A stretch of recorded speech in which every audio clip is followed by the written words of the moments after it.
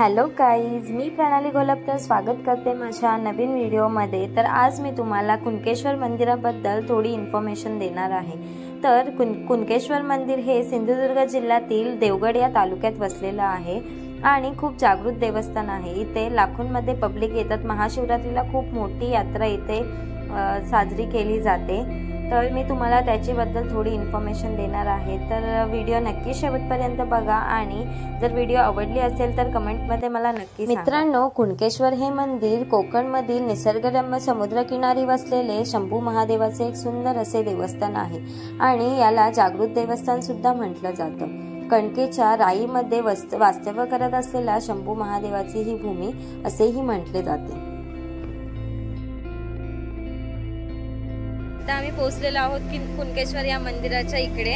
तर हा बघा, तुम्ही इकडचा व्ह्यू बघू शकता। सुंदर असं समुद्र आणि लाटा येत आहेत या साईडला, खूप छान वाटतंय। कुणकेश्वर या मंदिराला एक सुंदर असा समुद्र किनारा लाभलेला आहे। त्याच्या सुंदर अशा लाटा आपल्या इथे नजरेस पडतायत आणि साईडलाच आपल्याला इथे माडाची खूप सारी झाडं दिसतायत। ते बघून मन एकदम मंत्रमुग्ध झालं। खूप सुंदर असं वातावरण आहे। जर तुम्ही कोकणला गेलात तर कुणकेश्वर मंदिराला नक्की व्हिजिट करा। मित्रांनो, आता आम्ही कुणकेश्वर मंदिरात दर्शन घेण्यासाठी जातोय। तर आपल्याला इकडे सुंदर असं कुणकेश्वर मंदिराचं टोक नजरेस पडते। खूप सुंदर असा व्ह्यू इकडे आहे आणि आता आम्ही इकडे फुलं घेतली आणि फुलं घेऊन आम्ही दर्शनासाठी आतमध्ये जातोय।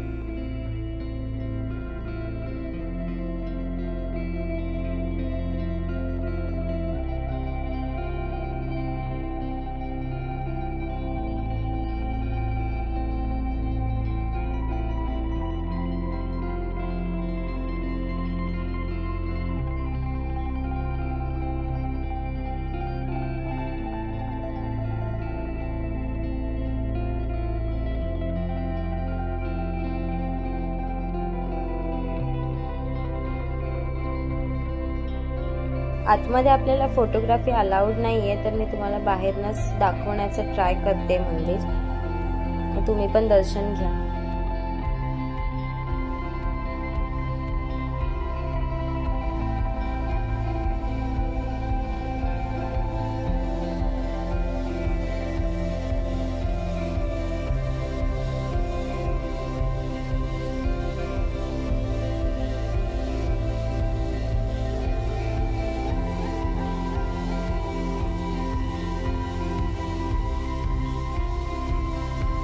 कुणकेश्वर मंदिरात आपण दर्शन घेतल्यानंतर डाव्या साईडला गेल्यावर आपल्याला सुंदर असा समुद्राचा व्ह्यू इकडे बघायला भेटतोय। आम्ही आलेलो मार्चमध्ये, उन्हाळ्यामध्ये, त्याच्यामुळे आम्हाला जरा ऊन इकडे लागतंय खूप, पण इकडचा व्ह्यू खूप जास्त सुंदर होता, खूप जास्त। तुम्ही पण इथे बघू शकता की किती सुंदर अशा लाटा आपल्याला इथे बघायला भेटतायत आणि खूप सुंदर असं व्ह्यू आहे।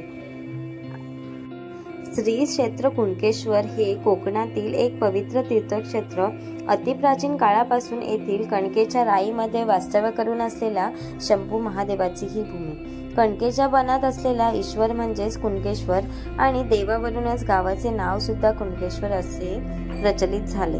सुंदर व्ह्यू आहे इकडचा, तुम्ही नक्की व्हिजिट करा, खूप छान वाटेल। आणि कुणकेश्वर येथे आपल्याला वेगवेगळ्या मंदिरांचे सुद्धा दर्शन घडते। जसे की आपल्याला इथे बाप्पाचे दर्शन घडते आणि बाप्पाचे असे वेगवेगळे इथे मंदिरं बनवलेले आहेत। तुम्ही जर गेलात तर तुम्हाला नक्कीच ते बघता येईल। आणि इथे श्री नारायण मंदिर, हे नारायणांचं मंदिर आहे, ते पण आपण इकडे दर्शन घेऊयात। आणि पुढे जाऊन असे वेगवेगळ्या देवांची इथे मंदिरं आपल्याला दिसत आहेत।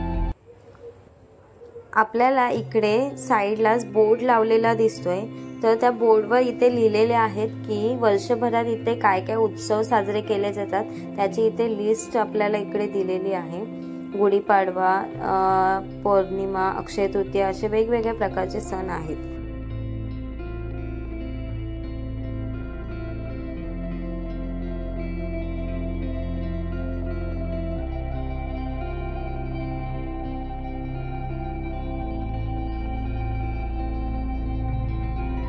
इथे आपल्याला श्री भैरव मंदिर दिसतंय, पण आतमध्ये जाण्यास एंट्री नाहीये इकडे, तर आपण बाहेरूनच दर्शन घेऊयात।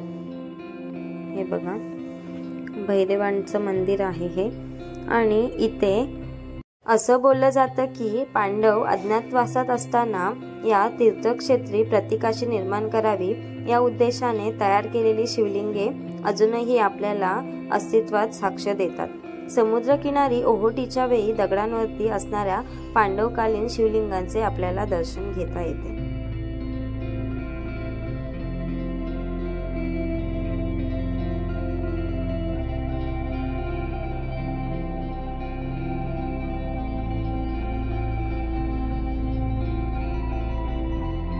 नारो नीळकंठ अमात्य यांची आपल्याला इथे समाधी बघण्यास मिळते।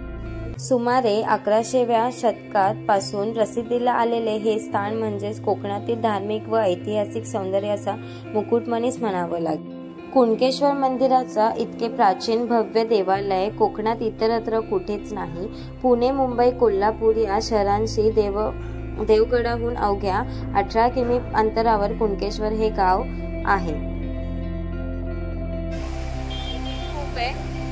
पण हा मंदिर खूप छान आहे आणि छानच वाटतं इकडे।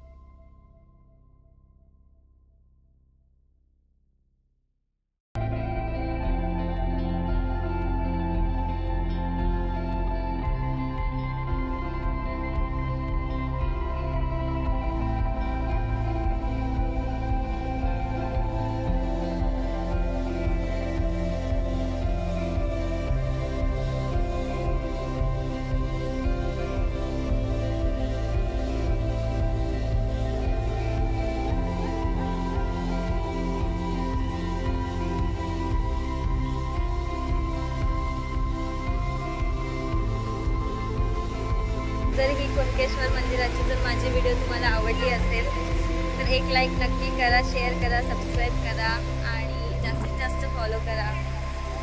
खूप ऊन आहे सध्या इथे।